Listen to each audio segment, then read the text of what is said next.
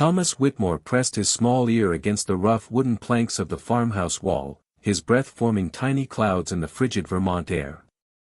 The voices came again, soft, urgent whispers threading through the timber like smoke through cracks. His bare feet had grown numb against the cold floor, but he couldn't pull away. Not when Mrs. Henderson was telling her husband about the money she'd hidden beneath the loose floorboard in their kitchen. Mrs. Henderson had been dead for 3 years. Thomas. His mother's voice cut through the whispers like an axe through kindling. What are you doing down here? Martha Whitmore stood at the bottom of the narrow stairs, her woolen shawl pulled tight around her shoulders. Her face carried that familiar mixture of concern and exasperation that had become her constant expression since the voices began. The oil lamp in her hand cast dancing shadows across the cellar walls, making the preserved vegetables and hanging herbs look like twisted limbs in the darkness. "They're talking again, Mama," Thomas said, not moving from the wall. "Mrs. Henderson says her husband never found the money. She's angry about it." Martha set the lamp on a wooden crate and knelt beside her son. Her hands, roughened by years of farm work and bitter winters, cupped his face gently. "Thomas, sweetheart, Mrs. Henderson is with the Lord now. The dead don't speak to little boys. But she does speak." Thomas's voice carried a certainty that chilled Martha more than the cellar air. "She says there are 17 silver dollars and a gold ring wrapped in her grandmother's handkerchief. She says Mr. Henderson should have looked harder." The color drained from Martha's face. 3 months ago, Jacob Henderson had mentioned to Samuel that his late wife had spoken of hiding money somewhere in their home, but he'd never been able to find it. It wasn't something Thomas could have overheard. The conversation had taken place in the barn while Thomas was inside helping with supper. "Come upstairs," Martha whispered, taking Thomas's hand. "Your father needs to hear this." Samuel Whitmore sat by the kitchen fire, mending a broken harness with steady, methodical stitches.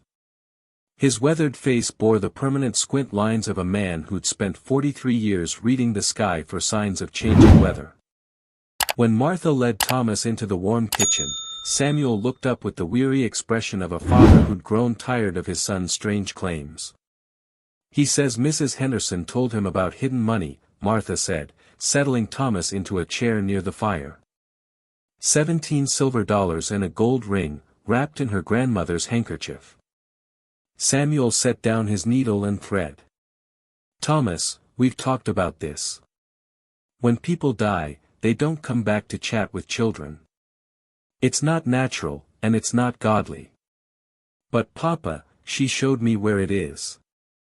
Thomas's eyes held an intensity that belonged on the face of someone much older. "Under the third board from the window in their kitchen. The board that squeaks when you step on it." A log cracked in the fireplace, sending sparks spiraling up the chimney. Samuel stared at his son for a long moment, then reached for his coat. "Where are you going?" Martha asked. "To put an end to this foolishness once and for all." The walk to the Henderson farm took 20 minutes through snow that crunched like broken glass beneath their boots. Samuel carried a lantern, its yellow light creating a small circle of warmth in the endless Vermont darkness. Thomas walked between his parents, his small hand clasped tightly in Martha's, his breath coming in quick puffs as he struggled to keep pace with the adults. Jacob Henderson answered their knock with surprise and suspicion. He was a thin man who'd grown thinner since his wife's death, his clothes hanging loose on his frame like sails without wind. His kitchen smelled of wood smoke and loneliness. "Samuel, Martha." Henderson nodded, then looked down at Thomas with uncomfortable recognition. "Boy." "Jacob, I apologize for the lateness of the hour," Samuel began, "but Thomas has made a claim about your wife. About something she supposedly told him." Henderson's jaw tightened. "I've heard the talk in town. People saying your boy speaks with the dead. It's unnatural, Samuel. It's ungodly. That's exactly what I aim to prove tonight." Samuel placed a firm hand on Thomas's shoulder. "Tell Mr. Henderson what you told us." Thomas looked up at the tall man with those unsettling eyes. "Mrs. Henderson says you've been eating nothing but porridge and dried meat since she passed. She says you're too stubborn to ask the neighbors for help, just like your father was." Henderson stepped backward as if he'd been struck. The observation about his eating habits was accurate. He'd been too proud to accept the casseroles and bread loaves the other farm wives had offered in the months following the funeral. "She says the money is under the third floorboard from the window," Thomas continued. "The one that squeaks. She wrapped it in her grandmother's handkerchief, the one with the blue flowers embroidered in the corner." Henderson's face went white. The handkerchief was something he'd never mentioned to anyone. His wife had treasured it, claimed it was the only thing she had left of her grandmother who'd raised her after her parents died of fever. Without a word, Henderson walked to the window and knelt beside the third board. His fingers found the loose nails, and he pried the plank up with shaking hands. Beneath it, wrapped in faded cotton with tiny blue flowers, was exactly what Thomas had described. Henderson stared at the money in his hands, then at Thomas, then at the money again. "How?" he whispered. "She's standing right behind you," Thomas said matter-of-factly. "She says she forgives you for selling her wedding ring to buy seed last spring. She says she would have done the same thing." Henderson collapsed into his chair, the money scattering across the kitchen table. "Sarah's wedding ring. I never told anyone about that. Not even the pastor when I confessed my shame." The walk home passed in stunned silence. Martha kept glancing at Thomas, seeing her son with new eyes, and new fear. Samuel's confidence had evaporated, replaced by a deep unease that settled in his chest like a stone. When they reached their farmhouse, they found Pastor Williams waiting on their front porch. Ezra Williams was a tall, severe man whose black coat and penetrating stare had frightened children into good behavior for 30 years. He stood when he saw them approaching, his breath visible in the cold night air. "Samuel." "Martha." His voice carried the authority of someone accustomed to being obeyed. "I've come about the boy." "Pastor Williams," Martha said, exhaustion evident in her voice. "It's quite late. The Lord's work doesn't observe earthly schedules." Williams looked down at Thomas with eyes like winter lakes. "I've been hearing disturbing reports about this child. Reports that require investigation." They gathered in the kitchen, where the fire had burned low during their absence. Pastor Williams sat across from Thomas, his long fingers steepled in front of him like a spider waiting for prey. "Thomas," the pastor began, his voice deceptively gentle, "some people in town believe you can speak with the dead. As a man of God, I must tell you that such communication is forbidden. The dead belong to the Lord, and the Lord alone decides when and if they may return to this world."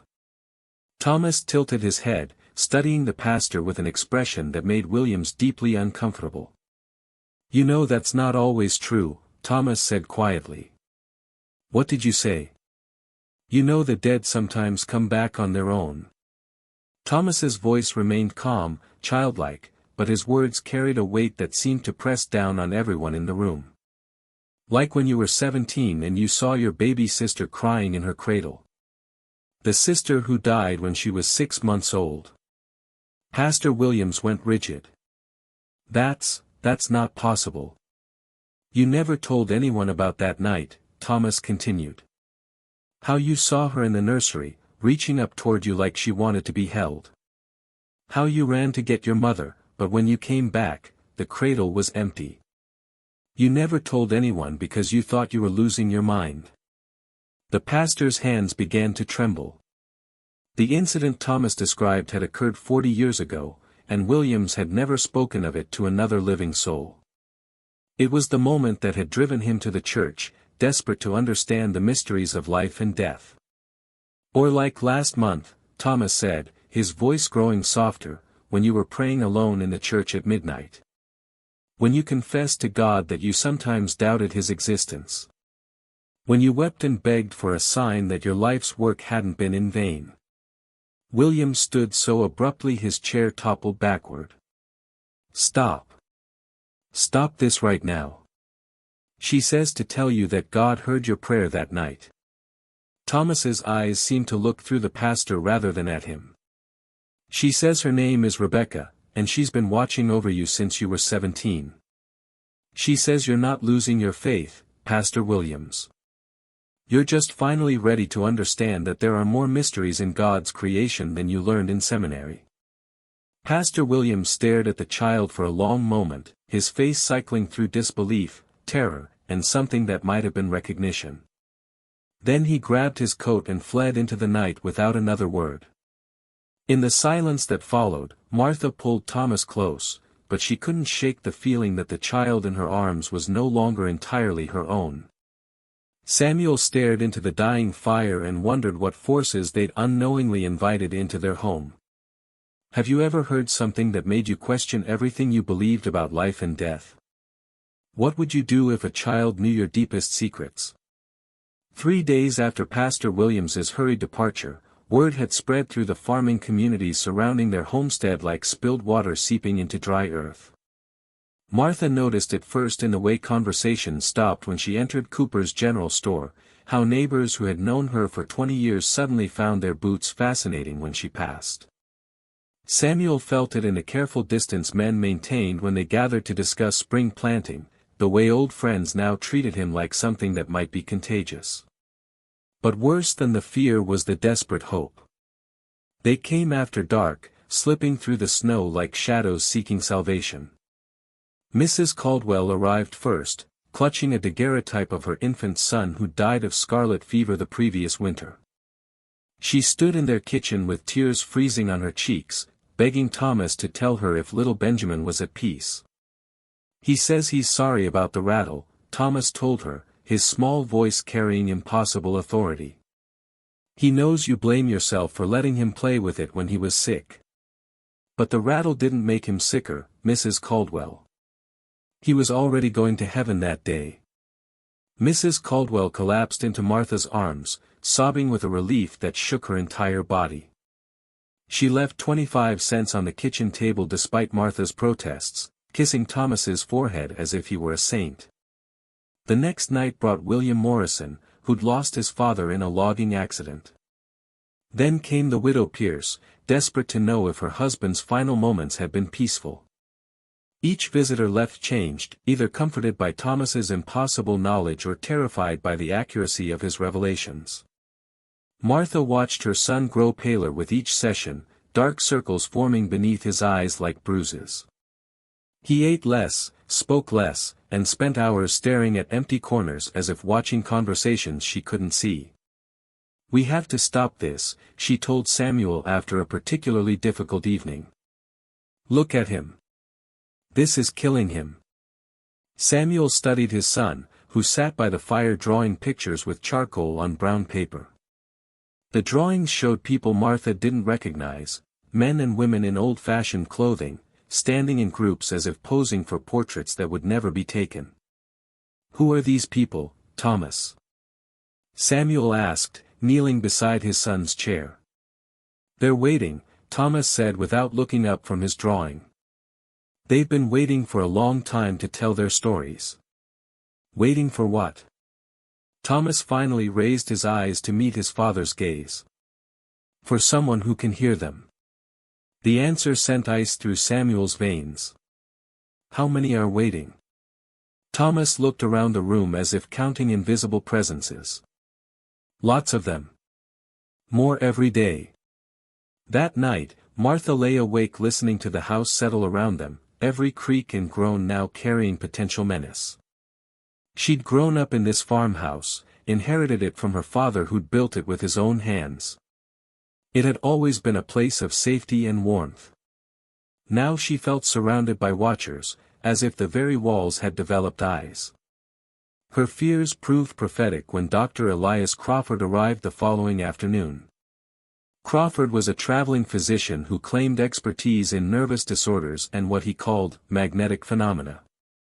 He was a small, intense man with wire-rimmed spectacles and hands that moved constantly as he spoke, sketching invisible diagrams in the air to illustrate his theories. "Mrs. Whitmore," he said, removing his hat as Martha answered the door, "I've traveled from Boston specifically to examine your son. Word of his extraordinary abilities has reached the medical community." Martha felt a protective instinct rise in her chest like a cornered animal.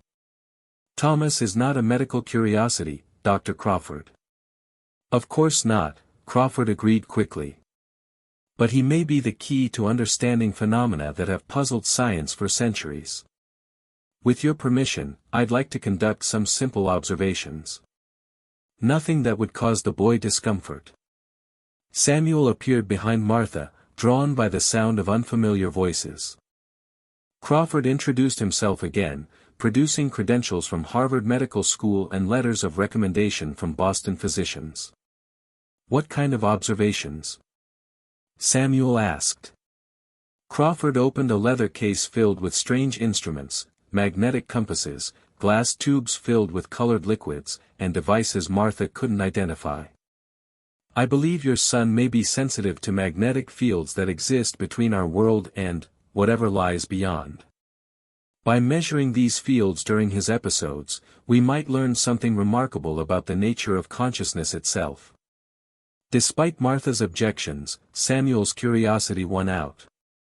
They allowed Crawford to set up his equipment in the kitchen, arranging his instruments around Thomas like a shrine to scientific inquiry.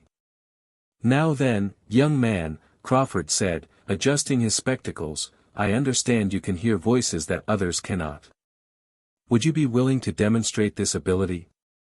Thomas looked at his parents uncertainly. Martha wanted to say no, to send this stranger away and protect her son from further exploitation. But Samuel nodded encouragingly, and Thomas closed his eyes. "There's a woman here," Thomas said after a moment. "She says her name is Elizabeth Crawford. She died of consumption 3 years ago." The color drained from Dr. Crawford's face. His wife Elizabeth had indeed died of tuberculosis, though he'd told no one in Vermont about his personal loss. "She says you blame yourself for her death," Thomas continued, his voice taking on a different cadence, as if he were repeating words spoken in his ear. "She says you worked too many hours at the hospital, that you brought the sickness home to her." Crawford's hands began to shake, causing his instruments to rattle. "Elizabeth, if this is truly you, can you forgive me?" Thomas opened his eyes and looked directly at the doctor. When he spoke, his voice carried a gentleness that seemed to come from beyond his years. "She says there's nothing to forgive. She says you're a good man who tried to save everyone, including her. She says she's proud of the work you're doing now." Crawford stared at Thomas for a long moment, then at his instruments, none of which showed any unusual readings. "Extraordinary," he whispered. "The magnetic fields are completely normal, yet the communication is undeniably authentic." Over the following days, Crawford conducted increasingly elaborate tests. He brought other doctors from nearby towns, men who recorded Thomas's sessions and verified the accuracy of his otherworldly conversations. They measured temperatures, documented electromagnetic fluctuations, and catalogued every detail of Thomas's manifestations. With each session, Thomas grew weaker. His appetite disappeared entirely, and he began suffering from severe headaches that left him bedridden for hours. Martha begged Crawford to stop, but the doctor had become obsessed with documenting what he called the greatest scientific discovery of the century. "Just a few more sessions," Crawford promised. "We're on the verge of proving that consciousness survives bodily death. Think of what this means for humanity, for our understanding of existence itself." But Martha was thinking of her son, who now looked like a ghost of himself. His skin had taken on a translucent quality, and his eyes seemed to look through the world rather than at it. When he slept, she could hear him having conversations with people she couldn't see, his side of discussions that lasted through the night. The breaking point came when Thomas began speaking in languages he'd never learned. During one session, He delivered a message in what Crawford identified as Latin, then followed it with phrases in what sounded like French and German. When the session ended, Thomas collapsed, blood trickling from his nose. "That's enough," Martha said, gathering her son in her arms. "No more tests. No more visitors. Whatever's happening to him, it's killing him." Crawford protested, claiming they were on the verge of a breakthrough that would revolutionize science. But Martha had made her decision. She carried Thomas upstairs to his bedroom and sat beside him as he slept, watching his chest rise and fall with labored breathing. Outside, snow began to fall again, blanketing the farmhouse in silence. But Martha knew the silence was deceptive. Something had awakened in their home, something that grew stronger with each passing day. And she was beginning to understand that Thomas might not be controlling these communications at all. He might simply be the door through which something much larger was trying to enter their world. Winter deepened around the Whitmore farm like a closing fist, and with it came changes that Martha felt in her bones. The house creaked differently now, settling into groans that sounded almost like sighs. Shadows lingered in corners where they'd never gathered before, and the temperature in certain rooms dropped without explanation. Thomas no longer needed to press his ear against walls to hear the voices. They came to him freely now, overlapping conversations that left him standing motionless in the middle of rooms, his head tilted as if listening to a distant orchestra. Martha would find him this way, frozen, attentive, completely absent from the world of the living. "They're getting louder," Thomas told her one morning as she helped him dress. His small hands trembled as she buttoned his shirt, and she noticed his fingers had taken on a bluish tint despite the warmth of the house. "Who's getting louder, sweetheart?" "All of them." Thomas looked toward the window, but Martha had the unsettling feeling he was seeing something far beyond the snow-covered fields. "They know I can hear them now. They're all trying to talk at once." That evening, as Martha prepared supper, Thomas suddenly stopped playing with his carved wooden horse and stared directly at Samuel. "Grandpa Isaiah says you know about the money." Samuel's hand froze halfway to his mouth, a spoonful of stew suspended in the air. "What did you say?" "He says you found it in his room after the funeral. The money he saved working the lumber camps. He says you never told Mama about it." Martha looked between her husband and son, confusion evident on her face. "Thomas, your grandfather died before you were born." "And what money?" But Samuel's face had gone ashen. He set down his spoon with hands that shook slightly. "How much money, Thomas?" $47. Hidden in a tobacco tin behind the loose brick in the fireplace. Thomas's voice carried the matter-of-fact tone of someone recounting a grocery list. "He says you used it to buy this farm when the Hendersons couldn't pay their debts. He says you told Mama you'd saved the money yourself." Martha stared at her husband. "Samuel. Samuel struggled to find words. "I was going to tell you. But we needed the farm, Martha. We needed a place to raise children, to build a life. I didn't think it mattered where the money came from. You lied to me for 12 years. Grandpa isn't angry," Thomas interrupted softly. "He says he's proud of what you built here. But he says there's something else you need to know about the money." Samuel felt dread settling in his stomach like cold stones. "What?" Thomas's eyes seemed to look through him. "He says some of it was blood money. Payment for keeping quiet about what he saw in the logging camp. About what Mr. Garrett did to those Indian workers who went missing." The kitchen fell silent except for the crackling of the fire. Samuel stared at his son with growing horror. The incident Thomas described had happened 30 years ago, when Samuel was barely 18.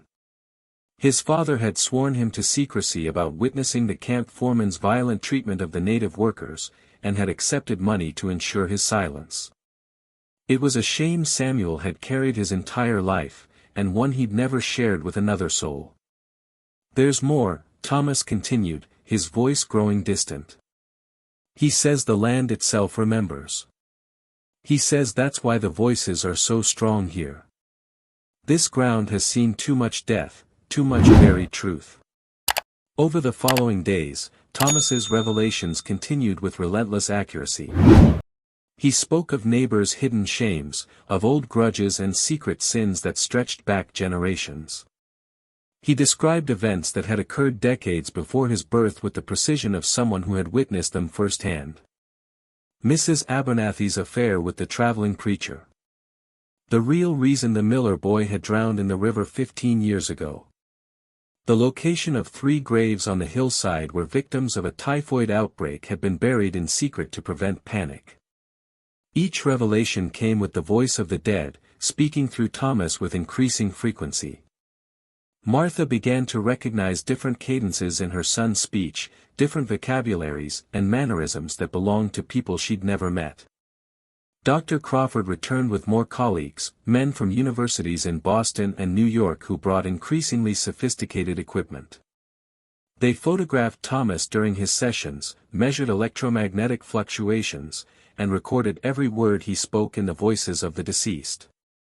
Remarkable, Dr. Patterson from Harvard whispered after Thomas delivered a detailed account of the 1798 yellow fever epidemic in their town, speaking in the voice of a doctor who had died during the outbreak. The historical accuracy is unprecedented. This boy is accessing information that exists in no written record. But Martha saw only her son's deterioration. Thomas ate almost nothing now, surviving on broths and weak tea that he could barely keep down. His skin had become so pale she could see the blue veins beneath it, and his eyes had taken on a strange luminescence that frightened her. Worse were the times when Thomas wasn't Thomas at all.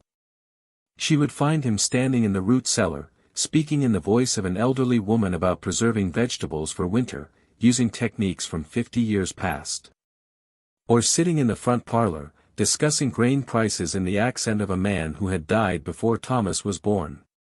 "He's losing himself," Martha told Samuel one night as they watched Thomas sleep. Even in rest, his lips moved constantly, carrying on silent conversations with invisible companions. Samuel reached for his wife's hand. "Maybe we should send him away. To Boston, where the doctors can help him." "You think those men want to help him?" Martha's voice carried bitter edge. "They see him as a specimen, Samuel. A curiosity to be studied until there's nothing left of our son." Their conversation was interrupted by Thomas sitting up in bed, his eyes wide and staring. "They're coming," he said in a voice that wasn't quite his own. "Who's coming, Thomas?" "All of them." He turned to look directly at Martha, and she saw no recognition in his gaze. "They've been waiting so long to tell their stories. They've been sleeping in the ground, holding their secrets, but now they know someone can hear them." Thomas climbed out of bed and walked to the window, pressing his palms against the cold glass. "They're rising up. Not just from our land, but from all the places where truth was buried. They're walking through the snow, carrying their pain, looking for the boy who can give them voice." Martha looked out the window but saw only darkness and falling snow. Yet she felt something approaching, a pressure in the air like the moment before lightning strikes. "How many are coming?" Samuel asked, his voice barely above a whisper.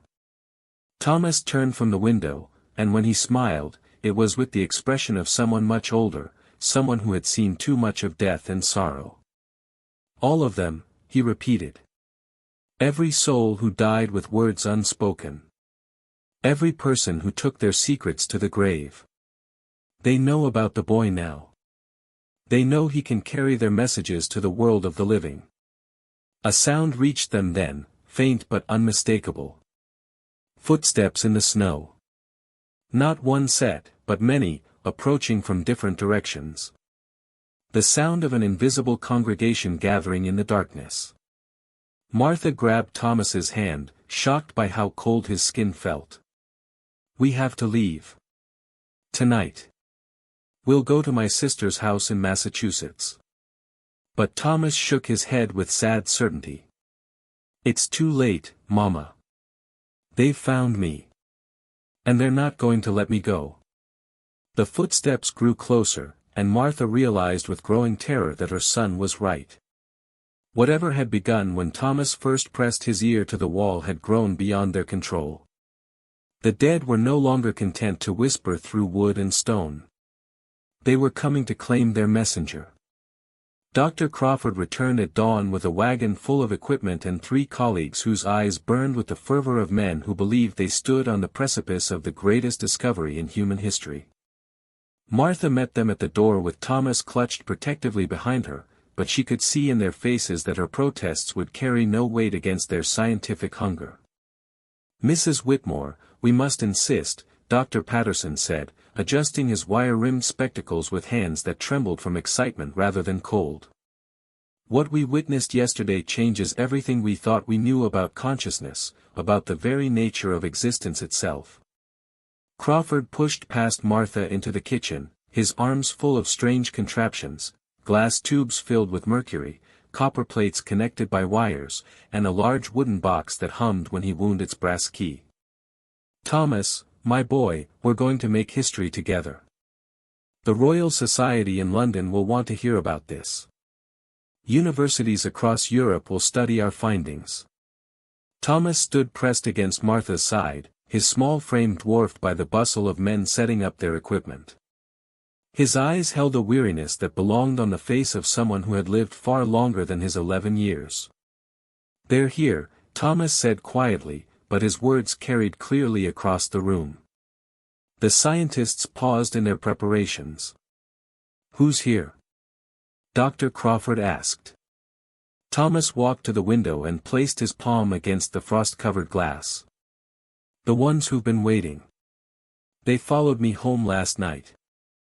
Martha looked outside but saw only the pristine snow of their farmyard, unmarked except for the tracks left by Crawford's wagon. Yet the temperature in the kitchen had dropped noticeably, and their breath now formed visible clouds despite the fire crackling in the hearth. Extraordinary, whispered Dr. Morris, a thin man from Yale who had brought a primitive camera. The temperature drop is localized entirely around the boy.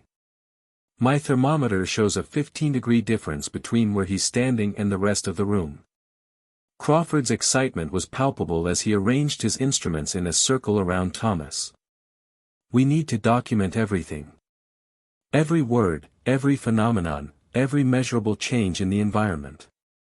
Please, Martha said, her voice breaking. Look at him. This is killing my son. It was true. Thomas appeared even more fragile than the day before, his skin so pale it seemed almost translucent. Dark circles surrounded his eyes, and his breathing came in shallow, rapid bursts as if the act of living required enormous effort. But the scientists saw only the miracle, not the cost. Thomas, Crawford said gently, kneeling beside the boy, can you tell us who's here? Can you help us speak with them? Thomas closed his eyes, and the temperature in the room plummeted further. Frost began forming on the windows despite the fire, and the scientists' instruments began registering readings that defied explanation. She says her name is Margaret Finch, Thomas said in a voice that carried traces of an accent none of them recognized. She died in 1787 when the river froze early and trapped her under the ice. She's been waiting 45 years to tell someone that her death wasn't an accident. Dr. Morris frantically adjusted his camera, capturing plate after plate while his colleagues scribbled notes with hands that shook from more than cold. What does she mean it wasn't an accident? Crawford asked. Thomas opened his eyes, but they seemed to look through the assembled men rather than at them. Her husband knew the ice was thin. He sent her to fetch water anyway because he'd found out about her letters to the minister. He wanted her to die. Can you prove this? Dr. Patterson demanded. Can she tell us where to find evidence? She says the letters are still hidden in the church. Behind the loose stone in the vestry wall. She says her husband confessed on his deathbed, but the minister kept the secret to protect the family name. Crawford was beside himself with excitement. We must verify this immediately. If we can prove the accuracy of these historical claims, we'll have undeniable evidence of post-mortem consciousness. But Thomas was no longer listening to the scientists. His attention had turned to something else, something that made his already pale face go completely white. "They're angry," he whispered. "Who's angry?" Martha asked, moving closer to her son. "The others. They don't like the machines. They don't like being studied like insects in a jar." The temperature dropped again, and several of Crawford's glass instruments cracked simultaneously. The mercury in his thermometers began behaving erratically, rising and falling in patterns that followed no natural law. "Magnificent!" Crawford exclaimed, apparently oblivious to the growing menace in the room. "We're witnessing direct interaction between consciousness and physical matter." Thomas suddenly doubled over as if in pain, his hands pressed against his temples. When he straightened, his voice carried an authority that silenced the room. "You will stop this now." The words came from Thomas's mouth, but the voice belonged to someone else, someone older, angrier, and infinitely more dangerous. "Who are you?" Crawford asked, his scientific curiosity overriding any sense of self-preservation. Thomas raised his head, and Martha saw with horror that his eyes had changed. They held a depth of rage and sorrow that no child should possess. "I am David Whitmore," the voice said through Thomas's lips. "I built the first house on this land in 1763. I died in these rooms in 1789. And I will not allow you to torment my blood any longer." Samuel stepped forward, recognizing the name from family stories passed down through generations. David Whitmore had been his great-grandfather, a man who had cleared this land with his own hands and died defending it during a harsh winter. "Great-grandfather?" Samuel whispered. Thomas turned toward him, and Samuel saw recognition flicker in those changed eyes. "Samuel. You look like your father did at your age. Strong. Stubborn. Willing to protect what's yours." Crawford interrupted, his notebook raised. "Mr. Whitmore, if you can indeed communicate from beyond death, you must understand the importance of our work. We're trying to prove." The words died in his throat as every piece of equipment in the room began to vibrate. The wooden table groaned under the stress, and several glass containers shattered, filling the air with the sharp smell of mercury and chemical compounds. "I understand perfectly what you're trying to prove," the voice said through Thomas. "But you're killing the boy to do it. You're using him like a telegraph wire, forcing more and more messages through him until his young mind breaks under the strain."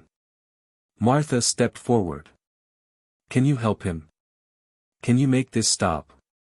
Thomas's face softened slightly, showing glimpses of the child beneath the ancient presence. "The gift runs in our blood, Martha. It's been in the Whitmore line for generations. But it was never meant to be used like this, as entertainment for curious men with their machines and theories." "Then how was it meant to be used?" Samuel asked. "To help the dead find peace. To deliver messages of love and forgiveness. To ease the passing between worlds." The presence in Thomas looked around the room with obvious disgust. "Not to satisfy the intellectual hunger of men who see miracles as puzzles to be solved." Crawford, despite the supernatural chaos surrounding him, couldn't resist asking one more question. "What happens after death? What can you tell us about the nature of consciousness beyond the grave?" Thomas smiled, but it was an expression full of sadness rather than joy. "Some questions, Doctor, are not meant to be answered by the living. Some mysteries must remain mysteries, or they lose their power to transform us." The presence began to fade, and Thomas swayed on his feet. Martha caught him as his eyes rolled back and he collapsed, his breathing shallow and irregular. "That's enough," Samuel said, his voice carrying finality. "Pack up your equipment and leave. All of you. Crawford protested, claiming they were on the verge of the greatest scientific breakthrough in history. But the supernatural display had shaken even his confidence. His colleagues were already backing toward the door, their faces pale with fear. As they loaded their wagon, Dr. Morris pulled Samuel aside. "Your son is remarkable," he said quietly. "But he's also dying. Whatever's happening to him, it's consuming him from the inside out. You need to find a way to stop it, or you'll lose him entirely." Samuel watched the wagon disappear into the snow, then returned to find Martha sitting beside Thomas's bed. Their son lay unconscious, his breathing barely perceptible. "The doctor was right," Martha whispered. "We're losing him." Samuel sat on the other side of the bed, taking his son's cold hand in his own. "Maybe great-grandfather was right too. Maybe we've been thinking about this all wrong." "What do you mean?" "Maybe the question isn't how to stop the voices," Samuel said quietly. "Maybe it's how to help Thomas use them properly. The way they were meant to be used." Martha looked at her husband with desperate hope. "But how? We don't know anything about this gift, about how it's supposed to work." Outside their window, snow continued to fall, and in the distance, they could hear something that might have been wind. Or it might have been whispers, growing louder with each passing hour. Thomas didn't wake for 3 days. He lay in his small bed like a figure carved from pale stone, his chest rising and falling with breaths so shallow Martha had to lean close to be certain he still lived. Dr. Crawford's instruments had left scorch marks on the kitchen table, and the smell of burnt metal lingered in the house like the aftermath of lightning. Martha sat vigil beside her son, watching his lips move in silent conversation with invisible companions.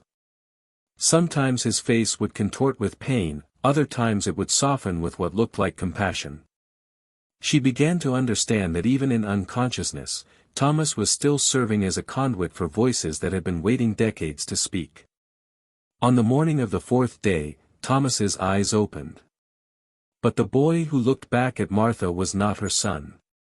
"You must be Martha," said a woman's voice through Thomas's lips. The accent was strange, formal, as if English wasn't her first language. "I am Sarah Blackhorse. I died on this land in 1802. Martha's breath caught. She'd heard the name in old stories. Sarah Blackhorse had been a Abenaki woman who'd lived peacefully near the white settlements until tensions over land rights had turned deadly. "My bones lie in an unmarked grave beyond your north field," the voice continued through Thomas. "But I am not here to speak of my own death. I am here because the boy is in danger." "What kind of danger?" Thomas's face grew grave with ancient sorrow. "Too many voices are trying to speak through him at once. The barrier between your world and ours has grown thin around him, and the dead are crowding forward like survivors of a shipwreck fighting for the same piece of driftwood." Martha felt ice forming in her chest. "How do we stop it?" "You cannot stop it. But you can control it."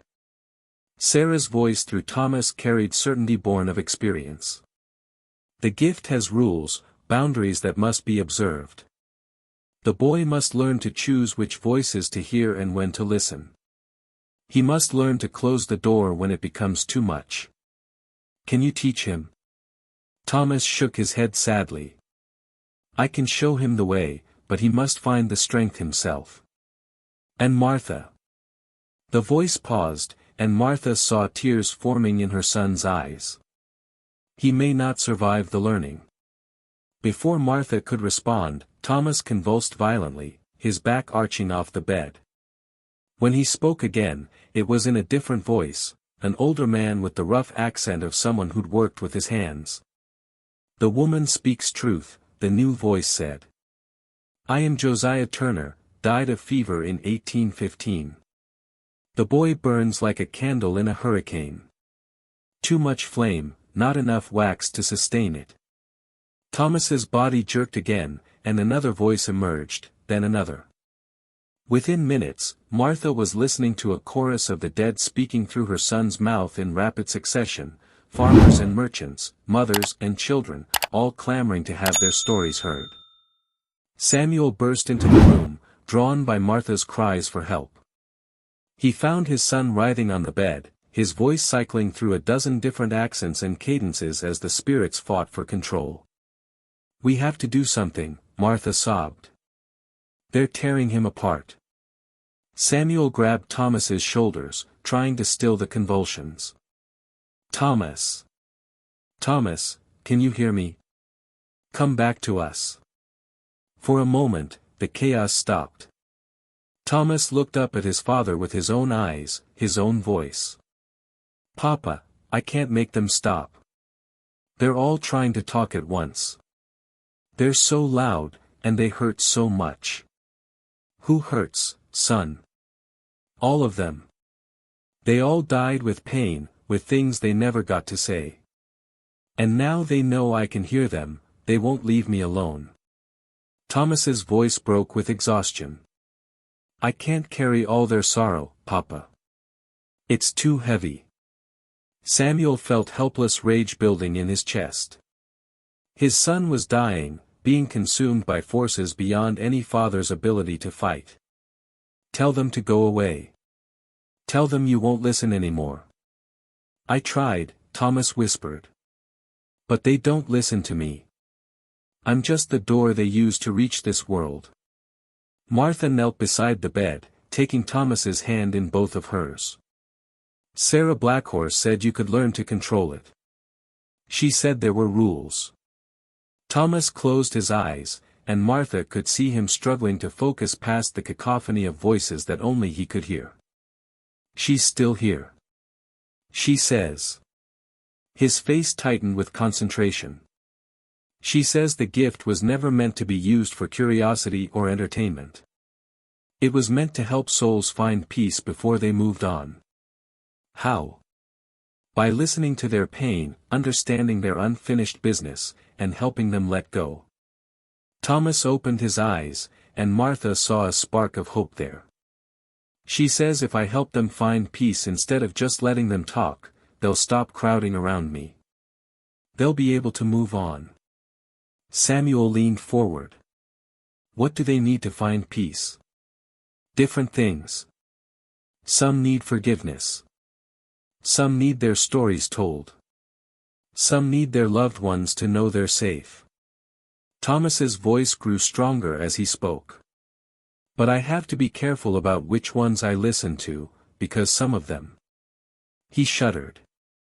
"Some of them died so angry or so full of hatred that listening to them makes me angry too."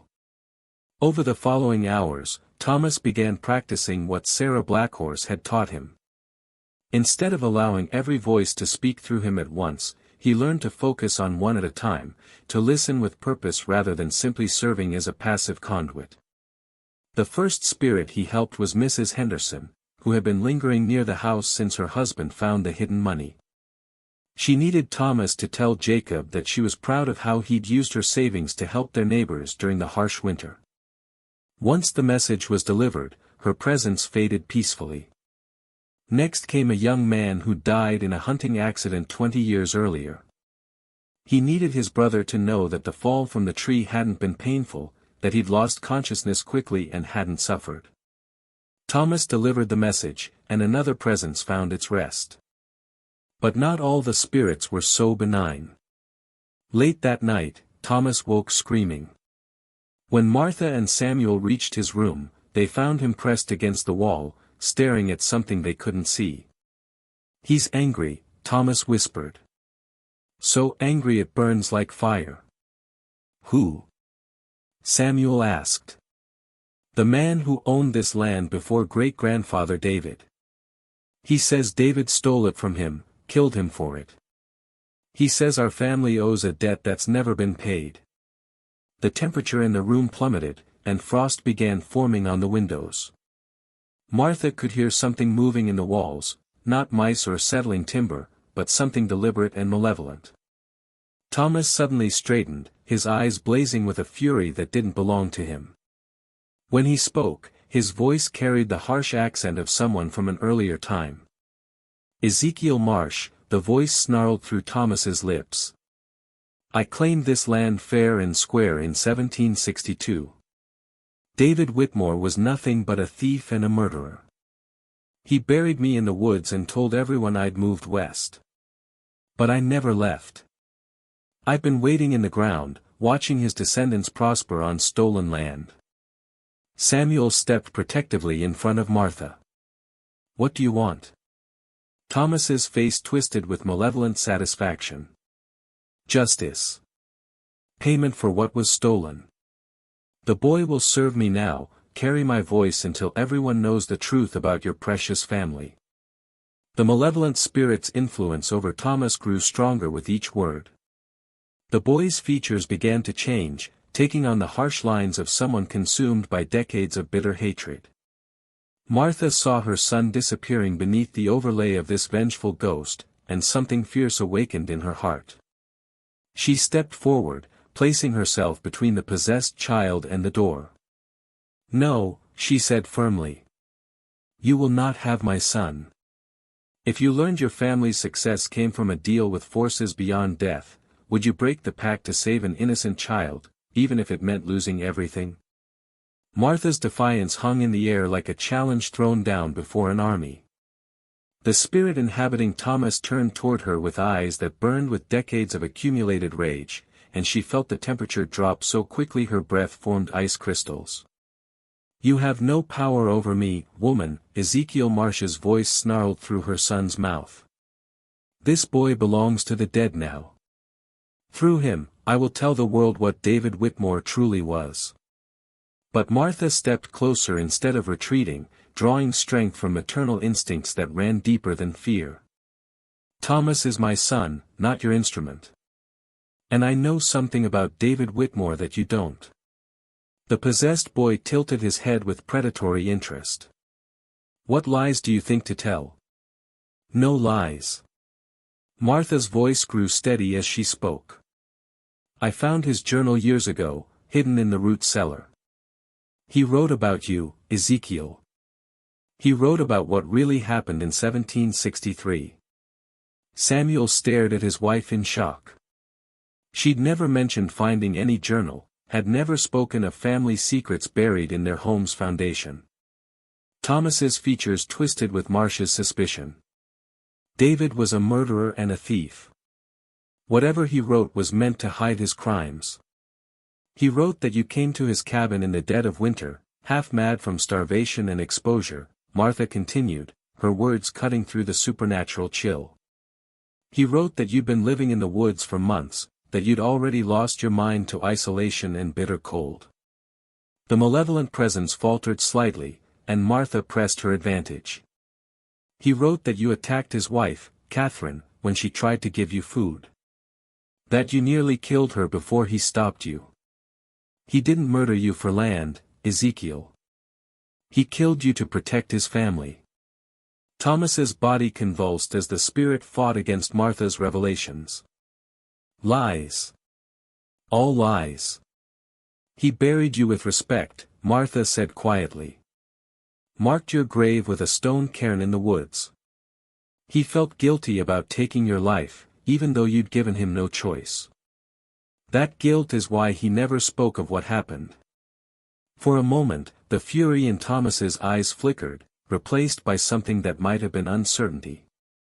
Samuel found his voice. Martha, how do you know all this? Because I've been hearing voices too, Martha admitted, her eyes never leaving Thomas's face. Not like Thomas does, just whispers in the night, dreams that felt too real. Catherine Whitmore has been trying to tell me her story for years. I thought I was losing my mind. The admission sent shock through Samuel, but it had a different effect on the spirit possessing Thomas. Marsh's rage began to crack, revealing glimpses of the broken, desperate man beneath decades of accumulated hatred. Catherine? The voice that came from Thomas was suddenly vulnerable, uncertain. She tried to help me. She saw a man who'd lost everything to the wilderness, Martha said gently. She wanted to feed you, to give you shelter. You were already dying when you reached their cabin, Ezekiel. David just ended your suffering. Thomas swayed on his feet, and Martha could see her son fighting to surface beneath the spirit's weakening control. Catherine's here, Thomas whispered in his own voice. She says she forgives you for hurting her. She says you weren't yourself anymore. The temperature in the room began to rise as Marcia's furious energy dissipated into something resembling grief. When Thomas spoke again, it was with the voice of a broken man rather than a vengeful spirit. I was so cold, Marsh whispered through Thomas's lips. So hungry. I hadn't seen another human face in months. When I saw the cabin, smelled the cooking food, I lost what was left of my mind. I know, Martha said softly. Catherine knows. David knew. You were already more ghost than man when you reached them. Thomas collapsed into Martha's arms, exhausted by the spiritual struggle. But when he looked up, his eyes were his own again. He's gone, Thomas said weakly. He heard Catherine forgive him, and he let go. Samuel knelt beside his wife and son, overwhelmed by the revelation that Martha had been experiencing her own supernatural encounters. Why didn't you tell me about the voices, about Catherine? Because I was afraid you'd think I was losing my mind, Martha admitted. And because I thought if I ignored them, they'd go away. Thomas looked between his parents with understanding beyond his years. They don't go away when you ignore them. They just get louder and angrier. Sarah Blackhorse taught me that. The only way to help them is to listen, understand what they need, and help them find peace. Over the following days, Thomas continued practicing his newfound control over the gift. He learned to set boundaries, to choose when and how to listen to the voices that sought him out. More importantly, he learned to help them find resolution instead of simply serving as their mouthpiece. But their respite was short-lived. Dr. Crawford returned with a larger group of colleagues and official documents that claimed legal authority to study Thomas, for the advancement of scientific knowledge. The papers bore the seals of Boston medical institutions and the signature of the territorial governor. Mrs. Whitmore, Crawford announced as he stood on their porch with 6 other men, Thomas has been declared a subject of scientific importance. We have legal authority to continue our research. Martha blocked the doorway. He's a child, not a laboratory specimen. He's a miracle, Crawford insisted. A key to understanding the greatest mystery of human existence. We cannot allow personal attachment to interfere with scientific progress. Samuel appeared behind Martha, his face grim with determination. You're not taking our son. Dr. Patterson stepped forward with a document. I'm afraid you have no choice. The boy will be transported to Boston, where he can be properly studied under controlled conditions. Thomas emerged from the kitchen, drawn by the raised voices. Martha tried to push him back, but he looked past her to the assembled men with sad understanding. You still don't understand, Thomas said to Crawford. The gift isn't about proving life after death to people who refuse to believe. It's about helping souls find peace so they can move on.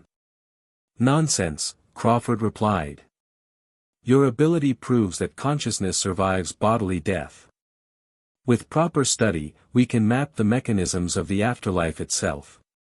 Thomas shook his head. You can't map love or forgiveness or the need to say goodbye. Those aren't things you measure with instruments. The debate was interrupted by a familiar voice coming from Thomas's lips, but this time, Martha recognized the speaker immediately. Elias. The voice carried infinite sadness. My dear, stubborn husband. Crawford went rigid as his wife's voice emerged from Thomas's mouth. Elizabeth, he whispered.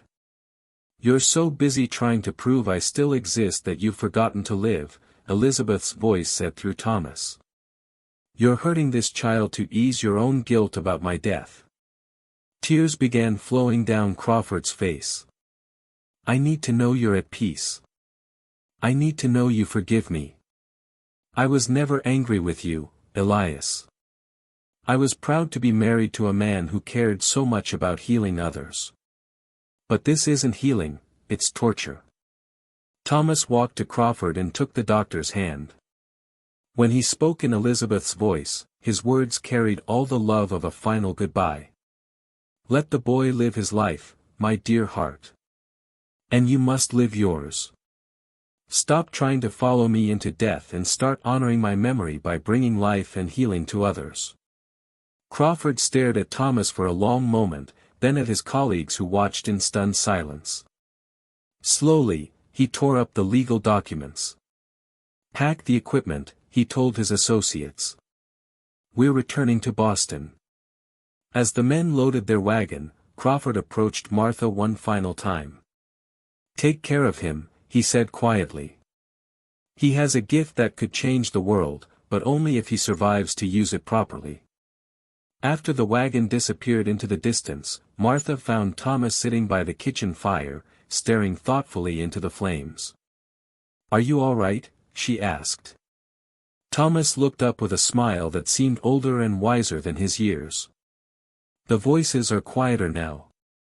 Sarah Blackhorse says that's because I'm learning to help them instead of just listening to them. She says when I grow up, I might be able to help other people who hear voices too." Martha sat beside her son, wrapping an arm around his thin shoulders. For the first time in months, the house felt peaceful, as if invisible watchers had finally found rest. But outside their windows, fresh snow was beginning to fall, and Martha couldn't shake the feeling that their trials were not yet over. Spring arrived late that year, as if winter had been reluctant to release its hold on the land where so many voices had finally found their rest. Thomas grew stronger as the snow melted, his appetite returning along with the color in his cheeks. But he was forever changed by his months as a conduit between worlds. Martha watched him play in the muddy yard, noting how he would sometimes pause mid-game to listen to something she couldn't hear, then nod as if responding to a gentle question. The conversations were brief now, purposeful, and they no longer left him drained or frightened. "He's learned to control it," Samuel observed one evening as they watched Thomas help a neighbor locate her missing wedding ring, a task that required only moments of consultation with the woman's deceased mother. "Or it's learned to control itself through him," Martha replied. She'd begun having her own experiences with Catherine Whitmore's spirit, gentle conversations that felt more like visits from a wise friend than supernatural encounters. The truth was that the entire character of their home had shifted. Where once the house had felt heavy with accumulated sorrow and unfinished business, it now seemed to serve as a way station for souls seeking resolution before moving on to whatever awaited beyond. Pastor Williams returned in May, drawn by reports that the supernatural disturbances had ceased. He found Thomas in the garden, helping his mother plant vegetables while carrying on a quiet conversation with someone invisible. "Who is he talking to?" Williams asked Samuel. "Old Henrik who used to farm this land," Samuel replied matter-of-factly. "He's giving Thomas advice about when to plant the corn." Williams stared at the scene with a mixture of wonder and theological confusion. "And you're comfortable with this?" "Henrik's been dead for 30 years, but he knew more about farming than any man alive," Samuel said pragmatically. "If his spirit wants to share knowledge that helps us feed our family, I'd be a fool to refuse." The pastor struggled to reconcile this practical acceptance of the supernatural with his seminary training.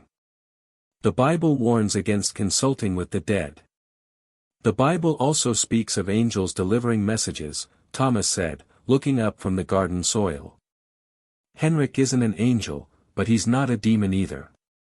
He's just a man who loved this land and wants to see it prosper." Williams knelt beside the boy, studying his face for signs of the haunted desperation that had marked their previous encounter. Instead, he found calm certainty and a maturity that belonged to someone much older. "You seem at peace," Williams admitted. Thomas nodded. Sarah Blackhorse taught me that the dead don't want to torment the living. They just want to finish their business and move on. When I help them do that, everyone finds peace. And what of your soul, child? What toll does this communion with the dead take on your eternal spirit? Thomas considered the question seriously. Pastor Williams, do you believe God created everything for a purpose? Of course. Then maybe He created me to help bridge the gap between this world and the next. Maybe helping souls find peace is what I'm supposed to do with my life. Williams had no theological answer for such simple faith. He left the Whitmore farm with more questions than when he'd arrived, but also with a sense that he'd witnessed something that transcended his understanding of divine will. Summer brought other visitors, not scientists seeking to study Thomas, but people seeking help with their own encounters with the supernatural. A farmer whose barn was disturbed by phantom noises each night. A widow who heard her husband's voice calling from their bedroom. A family whose young daughter claimed to see a woman in old-fashioned dress standing in their parlor. Thomas helped them all, not by subjecting them to examination or measurement, but by teaching them what Sarah Blackhorse had taught him, that the dead rarely came to frighten the living, but rather to resolve unfinished emotional business. The farmer's barn quieted when Thomas helped him understand that his father's spirit was trying to warn him about a weakness in the foundation that could cause the structure to collapse. The widow found peace when her husband's spirit, speaking through Thomas, assured her that he approved of her decision to sell their farm and move closer to their children. The family with the mysterious woman learned that she had been the house's previous owner, concerned about damage to the foundation that could threaten the safety of the current residents. In each case, once the spirit's messages were understood and acted upon, the supernatural disturbances ceased. Martha began keeping a journal of these encounters, documenting not the scientific measurements that had obsessed Dr. Crawford, but the human stories behind each manifestation. She wrote of love that transcended death, of guilt that needed forgiveness, and of practical concerns that required attention. "You should show this to Dr. Crawford," Samuel suggested one evening as he read Martha's careful notations. Martha shook her head. He wouldn't understand. He was looking for proof of life after death, but he missed the more important truth. Which is that love doesn't end when the body dies. That's not a scientific fact to be measured, it's a spiritual reality to be experienced. As autumn approached, Thomas received his strangest visitor yet. Sarah Blackhorse appeared to him one final time, not as a voice channeled through his consciousness, but as a visible presence that only he could see. "It's time for me to go," she told him as he sat by the stream that bordered their property. "Will I see you again?" Thomas asked.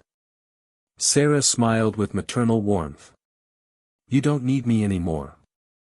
You understand the gift now, and you understand your responsibility to use it wisely. What if I make mistakes? What if I help the wrong spirits or miss someone who needs help? Then you'll learn from those mistakes and do better," Sarah replied. "The dead are patient, Thomas. They've waited years or decades to tell their stories, they can wait a little longer for you to grow into your gift properly." She began to fade as she spoke, becoming translucent like morning mist. "Remember what I taught you, not every spirit needs your help, and not every voice deserves to be heard. Some souls cling to anger or hatred even in death. Those you must turn away, no matter how loudly they demand your attention." "How will I know the difference?" "The same way you know the difference between love and hate in life," Sarah said, now barely visible. "Trust your heart, Thomas. It will guide you true." With those words, she vanished completely, leaving Thomas alone by the stream. But he didn't feel abandoned. Instead, he felt ready to grow up with his gift, ready to help others who might share his ability, and ready to serve as a bridge between worlds when such service was truly needed. That evening, as Martha tucked him into bed, Thomas looked up at her with eyes that held wisdom far beyond his years. "Mama," he said quietly, "I think I understand now why this happened to me. Why, sweetheart? Because someone had to learn how to listen properly. Not just to hear the voices, but to understand what they really need. Thomas pulled his quilt up to his chin. Dr. Crawford and his friends wanted to prove the dead still exist. But the dead don't need to prove anything, they just need someone to care about their pain. Martha kissed her son's forehead, marveling at the child who had survived an ordeal that would have broken many adults. And you care about their pain? I care about everyone's pain, Thomas said simply.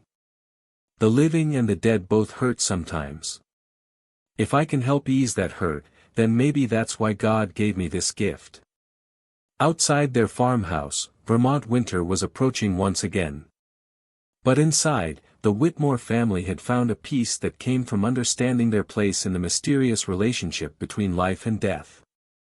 Thomas grew up to become what some called a spiritual healer, helping families communicate with deceased loved ones not for entertainment or scientific curiosity, but for genuine emotional resolution.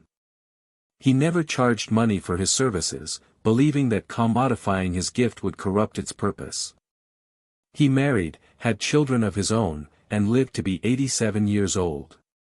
Some of his descendants inherited aspects of his ability, but none ever experienced the overwhelming cacophony of voices that had nearly destroyed him as a child. Thomas made sure they learned early how to set boundaries, how to choose which spirits deserved attention, and most importantly, how to help the dead find peace. When Thomas finally died in 1908, those who attended his funeral swore they could feel a great stillness settle over the land, not the silence of emptiness, but the quiet of completion.